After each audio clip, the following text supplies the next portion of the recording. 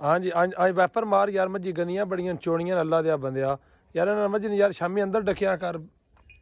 खुदा दिया बंदे उन्हें जड़ियां गंदियां हैं कोई चोन वाली शक्ल इन्हों की है सही जिन्हें तू पट्ठे नाल पा छड़दा है वो वेखी वेखी वेखी वेखी कोई है शक्ल शबीन वाली तौबा तौबा तू तो मेरे सारे कपड़े गंदे करेंदा हैं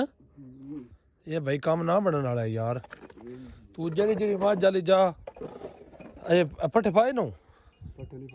क्यों यारियां चौक पट्ठे पाने ते जे उस्ताद जी मिलन ही ना अगू आखन बस मिलना ही नहीं तो मैं मुड़ की करा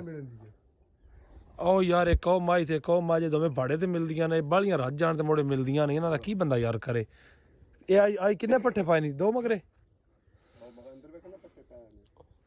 हाँ जे पट्ठे जी अंदर आओ कुतरे पे तो नज़र आउंदे पैन ते आ भी अजे खलोते ने अजे वड़ के भी असां लियाने ने क्योंकि सारा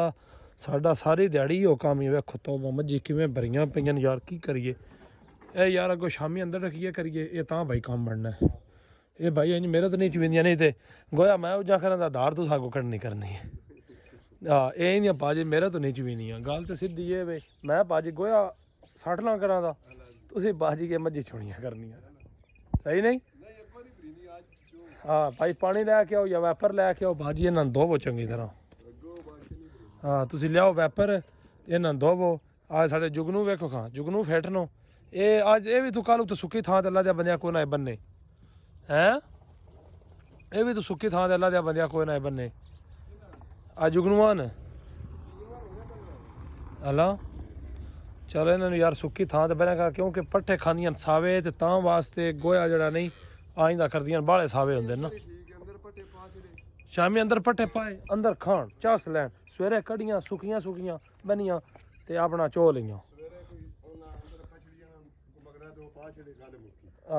हम वेखना जड़ियां गंदियां दे कुछ चोन वाली शक्ल है सही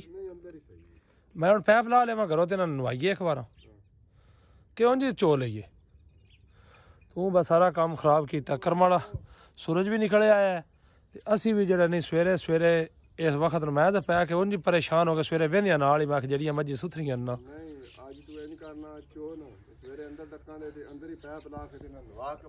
वाह सवेरे सवेरे वाह उस्ताद बाखो का बड़ा केडा सुथरा साफ है उस्ताद ने कर छड़िया है चलो जी ठीक है जी मैं हुण बिस्मिल्लाह पढ़ के भांडे आए पैन जो कोई लियाने वाले ने ते मैं शुरू करदा हाँ हौली हौली तुसीं इन्हां साफ सूफ करो फल फुल छड़िए ते चो चा लईए हैं हाँ जी उस्ताद जी दाल शुरू कर देती है गां चोन लग गए हो साज फरली माई थले भी हो जलाओ शादिया उरलियां थले हो जली परलियां थले भी भाज परली थले वेखो का फोसियां पईयां नहीं ओ वेखो खा हुण उस्ताद जी कर भी छड़ी है चलो भी हो जलाओ ना भाजी बचिए जल्दी कार बचिए करम वाली है जल्दी कर मैं दूजियां भी चोनियां लेट हुंदी पई है